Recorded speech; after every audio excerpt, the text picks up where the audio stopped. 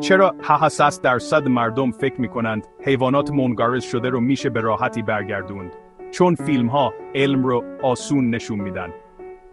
بذارین اینو روشن کنیم. جواب کوتاه: شاید، ولی نه اونجوری که شما فکر میکنید. دانشمندان میتونن DNA رو از فسیل ها پیدا کنن و با استفاده از ویرایش جان خویشاوندان زنده رو تغییر بدن. مثلا فکر کنید از یک گربه بزرگ امروزی به عنوان جعبه ابزار ژنتیکی استفاده میکنن. اما برگرداندن کامل یه حیوان منقرض شده 3 مانع بزرگ داره. DNA خراب شده، کمبود اطلاعات خیلی زیاد در مورد رفتار و محیط زندگی اونها و محدودیت‌های اخلاقی و قانونی بزرگ.